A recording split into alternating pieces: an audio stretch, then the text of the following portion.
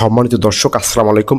এনসিপির ঘোষিত কর্মসূচি মার্চ টু গোপালগঞ্জ, কিন্তু এই যাত্রার অন্তরালে কি লুকিয়ে আছে, কি হতে যাচ্ছে গোপালগঞ্জে? আগামীকাল গোপালগঞ্জ থেকে গৃহযুদ্ধ ছড়িয়ে পড়তে পারে সারা দেশে। অনেকেই এই ধরনের আশঙ্কা কিন্তু করছেন, কারণ এটা ধানমন্ডি নয়, এটা জাতির জনক বঙ্গবন্ধুর নিজের গ্রাম।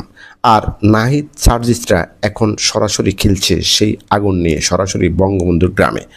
ভারতীয় গণমাধ্যম দ্য ওয়াল জানাচ্ছে, এনসিপি জামাত শিবিরের সশস্ত্র কর্মীরা আশ্রয় নিচ্ছে গোপালগঞ্জ, বরিশাল, পিরোজপুরের বাড়ি বাড়ি। তাদের লক্ষ্য বঙ্গবন্ধু শেখ মুজিবুর রহমানের সমাধিতে হামলা। একাধিক সূত্রের দাবি, জামায়াত নেতা দেলাওয়ার হোসেন সাঈদীর পুত্র তারেক সাঈদ এই অভিযানে নেতৃত্ব দিতে পারেন।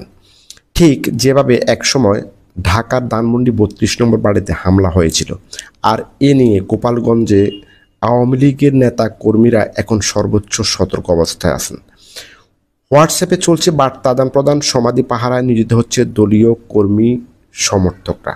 গোপালগঞ্জ আওয়ামী লীগ নেতা কর্মীদের গোপন বার্তা, সমাধিস্থল রক্ষা করুন যে কোনো মূল্যে। এটি বাঙালির আত্মার প্রতীক, কোনো ষড়যন্ত্র বরদাস্ত করা হবে না। এটা শুধু রাজনীতি নয়, এটি বাঙালির আত্মপরিচয়ের প্রশ্ন।